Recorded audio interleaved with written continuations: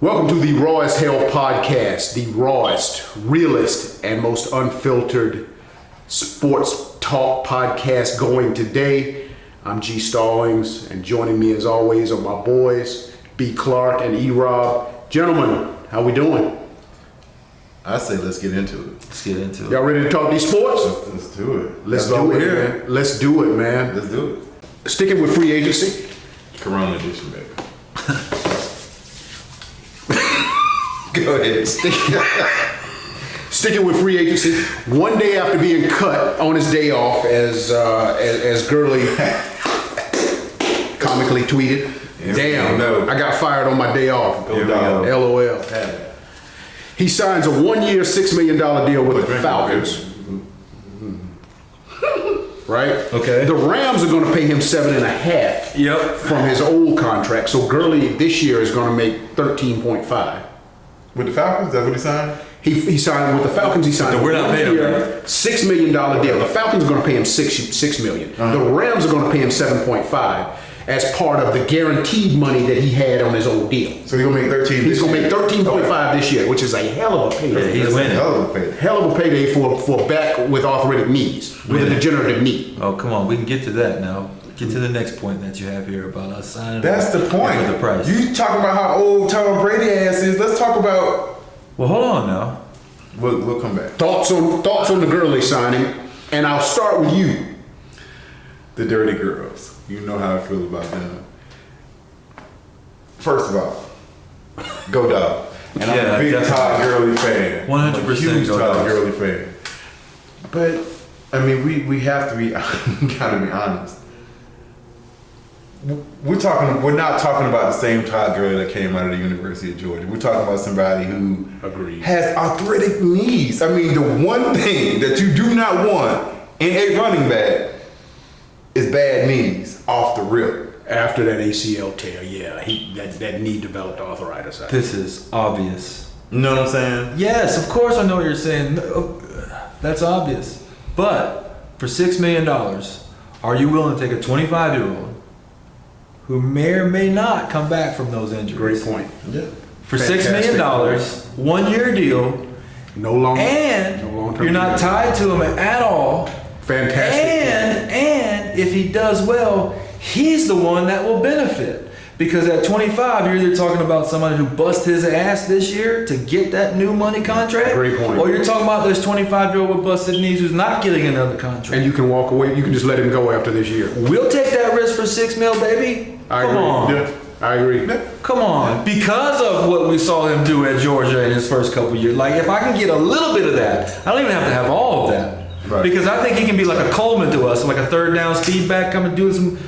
We'll see. So who's your big bet? Who's your lead? Good question. Ito Smith right now, I guess. It's Ito. Okay. Or maybe Olesen. Or I like Brian Hill, but I'm in the minority with that. Okay. Okay.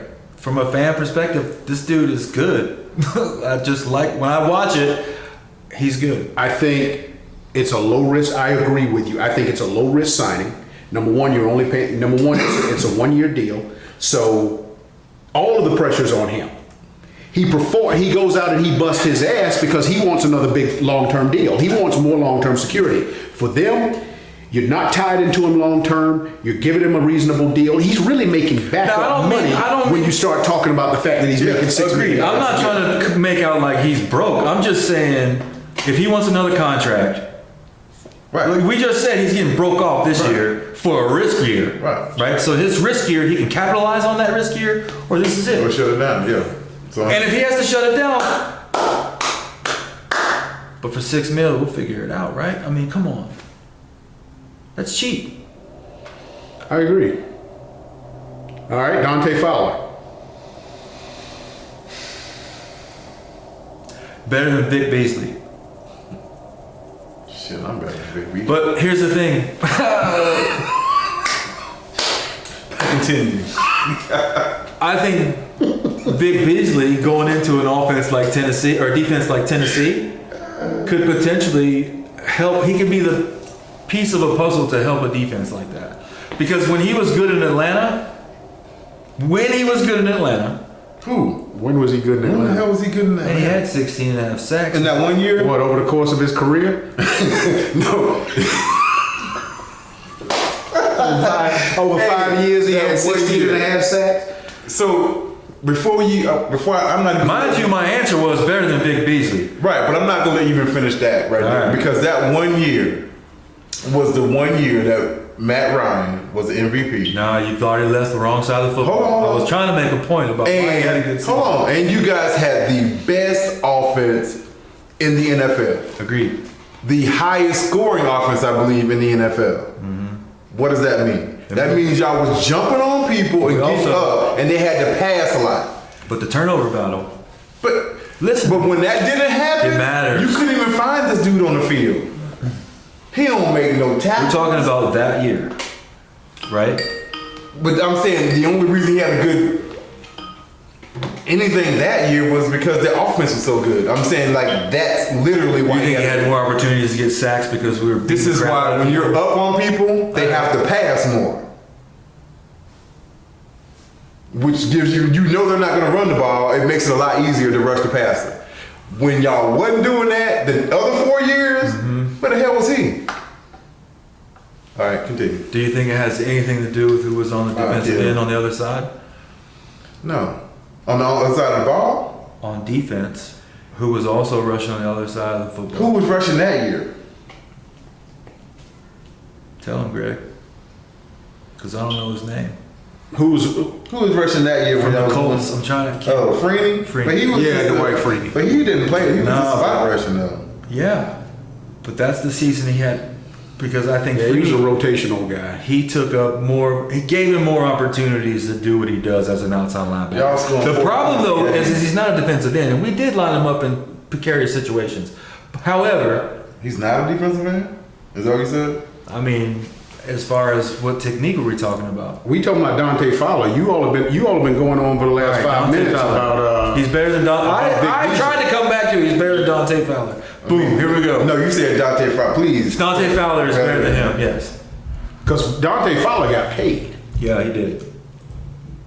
He got absolutely paid. I want to say 48 But million. Vic was going to get paid too. Who were we going to pay? Beasley was not going to get paid. You're right, he didn't. But we had to replace him. Okay, you can replace him in the draft. They paid Fowler? What did they pay Fowler? I want to say 48 million. I think I can't remember the How many term. years? can't I don't know the remember structure of the deal. So I haven't even been following him, so I didn't even know what. I mean, I know he had a couple of good years. He got a nice contract. I know that. Young, He- hungry. He ain't hungry no more. Yes, he He is. fed now. He getting $48 million. I ain't talking about his bank account. I'm talking about for that football, baby. Yeah, we'll see. Hungry, baby. 3 year, 48 million. 3 years, for $16 million a year. All right, we talking about the third overall pick in the draft by the Jaguars that underperformed in Jacksonville, got traded to the Rams Right.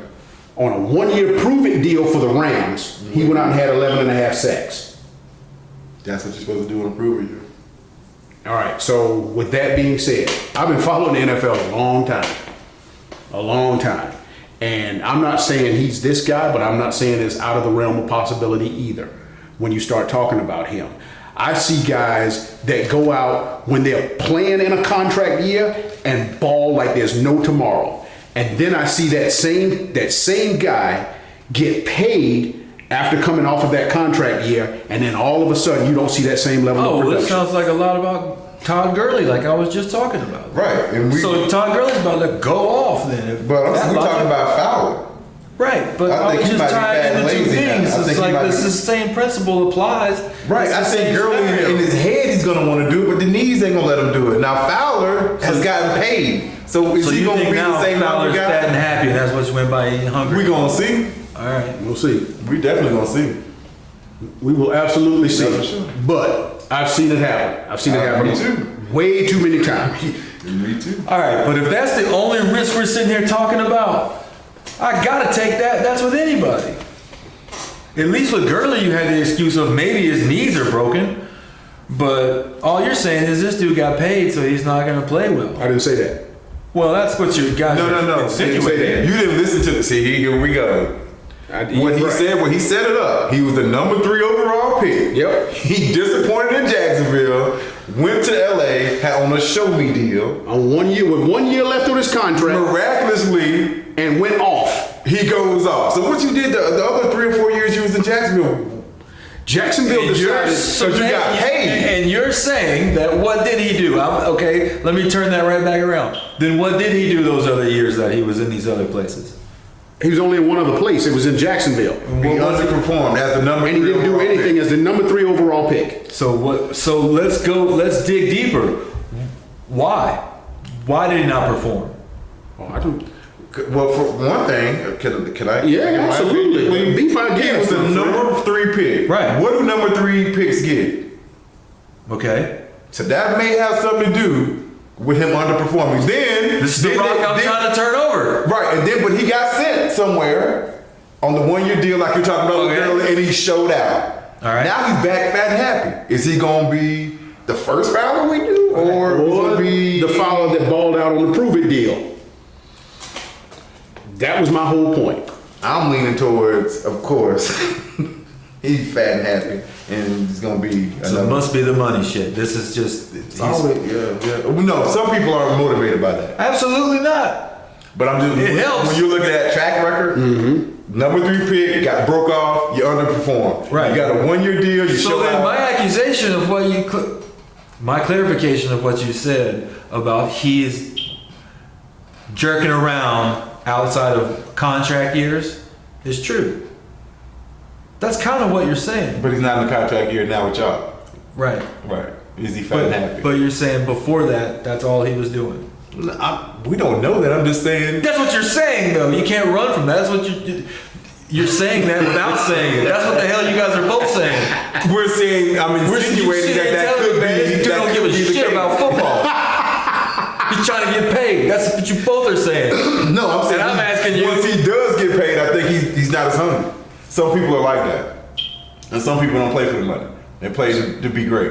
All right. So And some people get the big payday and go, now I'm going to show the world that I deserve this money. all right. Well, then that's fair. That's Exactly. Then I can stop there because that's fair. But I don't think you guys were necessarily there. I think you're thinking, okay, that's a possibility. But the track record is this dude just got paid and you guys are screwed because he's going to go eat. That is the track He's going to That's go the eat. track record. This is the second time he got paid. You guys are trying to tell me he's going to go drink beer and Cheetos for the whole I ain't season, saying that. man. But that is the track record, B. But that's how it makes it sound. It's like this dude don't care. There's some money on the table and now that he's got paid. Forget football. I'm just trying to go based on what we've seen. I'm not. How is that not what you're saying? It is what I'm saying because that's what I've seen. We'll see.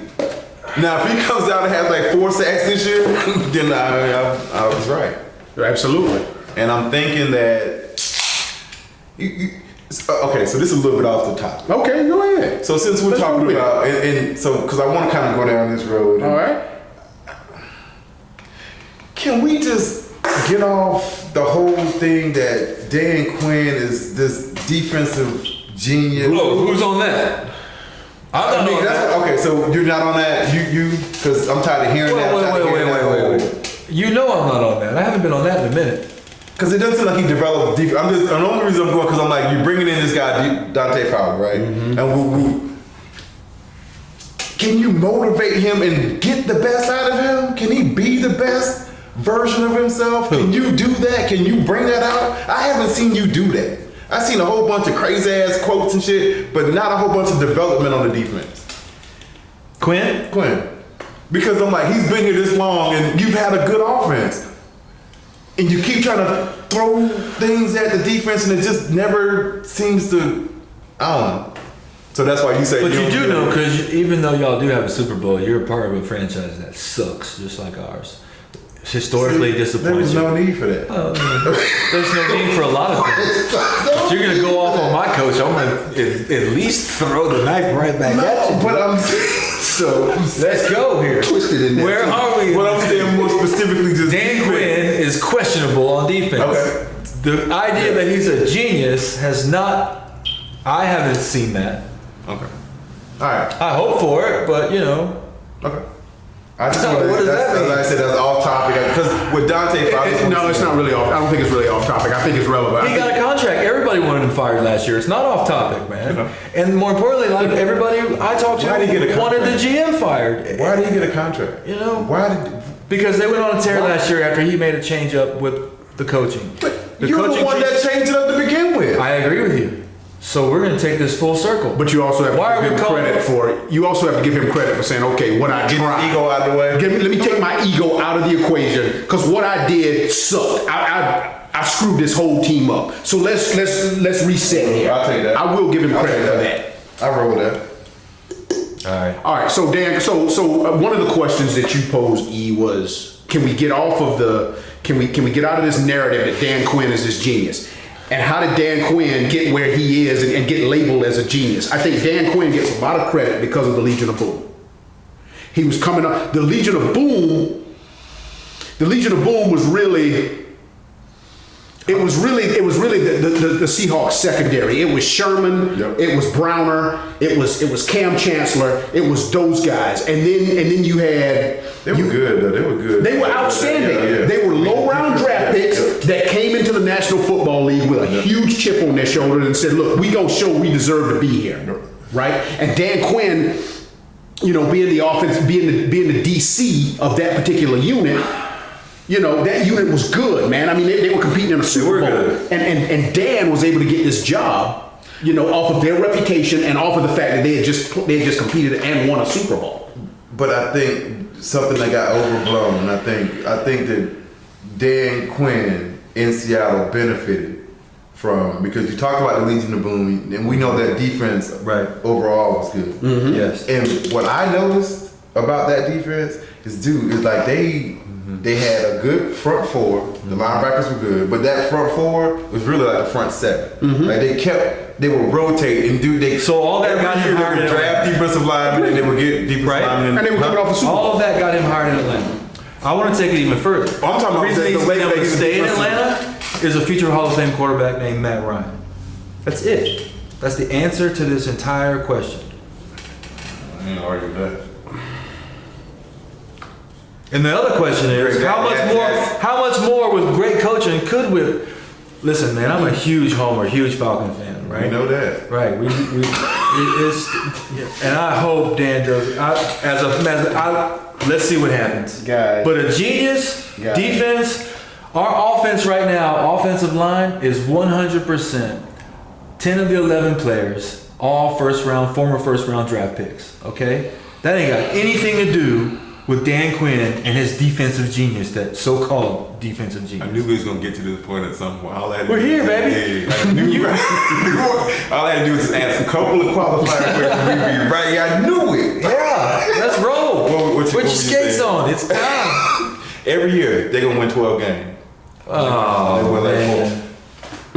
I'm worried about more than one team. How long have we been doing this, bro? How long have we known this dude? 20 years. I'm the self-admitted homer for the Atlanta Falcons. That's fine. They're gonna win 12 games every year.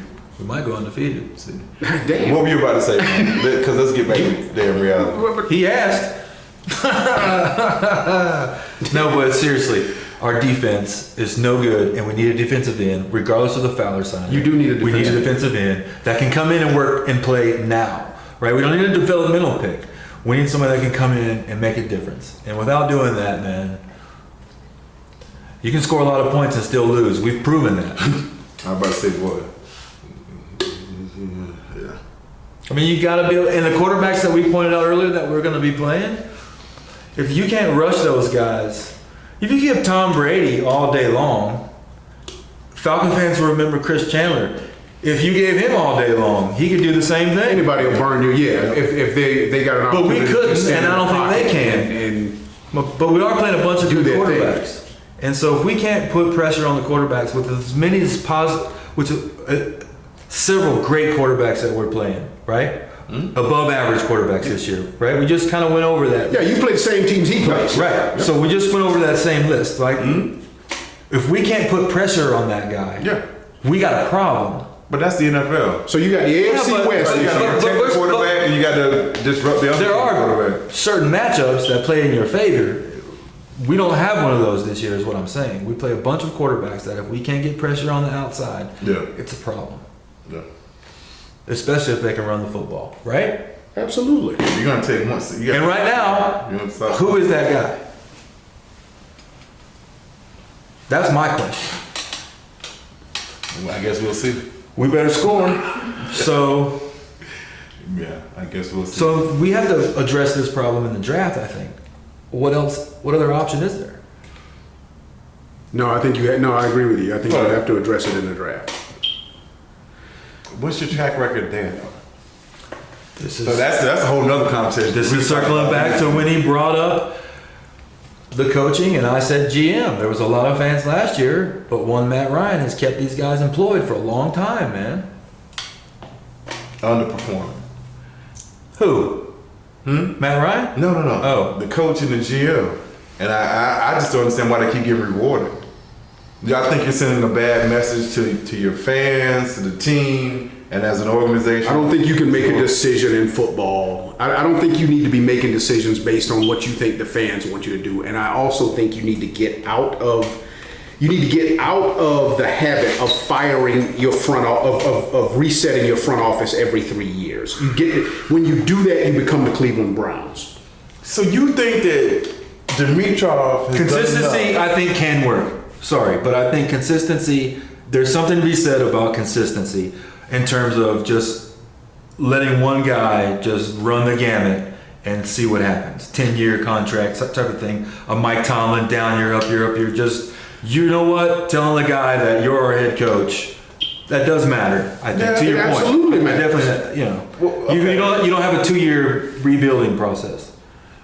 But you think Dimitroff has done enough? Do I think he's done a good job to warrant a contract extension? Yeah. I'm not happy with the job that Dimitroff has done, but who are you going? I love it. I love to ask this question. Replace him with. Who are you going to bring in? Who are you going to replace him with? And I know you can't answer that Okay, question. all right. I know you personally can't Okay. answer that question. But let's not lose sight of that.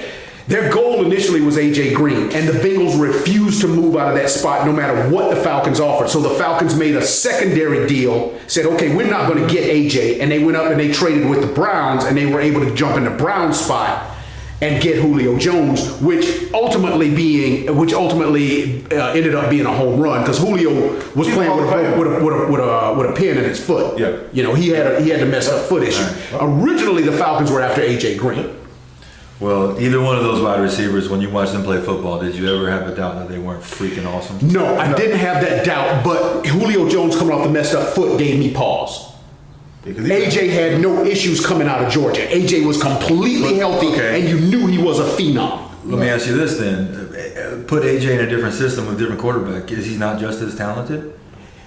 AJ Green is talented, no doubt. I think if you want to know my opinion personally, Andy Dalton has prohibited AJ Green from putting up Megatron type numbers. Okay. That was kind of what I was asking. I knew this was coming. Yeah. So regardless of who would have picked, That's that we call him quarterback has hindered AJ Green. AJ Green's greatness has allowed it has shown at the fact that he's in a bad system. all right, but regardless, He's on a terrible team and he's had a terrible quarterback. 100% agree with you. Okay. But regardless of who we would have picked, right? It wasn't our pick. We had to trade in order to get this guy.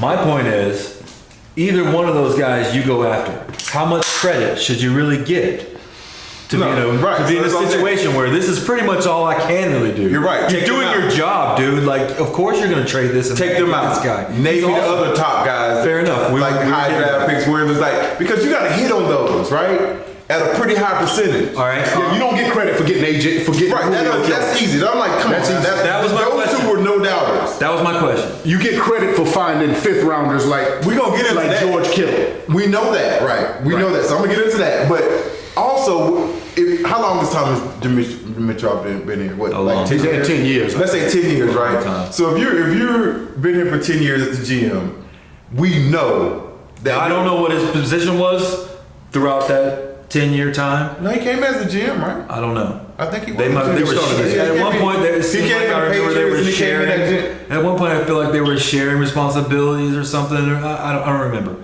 You might be right. I could be totally wrong. I think he had. I'm just Full saying. control. I don't because I know Rich McKay was involved with a lot of things, and maybe He was Thomas like had the like president of operations or something. yeah. So they did a lot of And he's still around too.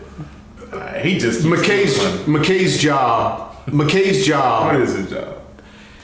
All right, so McKay was the general manager, and then McKay's job became getting Mercedes-Benz Stadium Yep. built Yep. and up and running, Yep. and that became his sole focus, Yep. right? He did a great job. Now that that stadium is up and running, now that that stadium is done, McKay is being looped back in to say, okay, come in to be a part of football operations more on a day-to-day basis, and let's get this team right. We need to get a championship. Is that a good thing or a bad thing? Because I'm not impressed with McKay. I don't. If it works, it's an absolutely great thing. I mean, but based on what you've seen from him as a friend, does that give you confidence? Like, oh, that's the Mr. Beast. Okay. I mean, he gets credit for building the Bucks, the championship Bucks, right? Numerous Hall of Famers on that team: Lynch, Brooks, Sapp.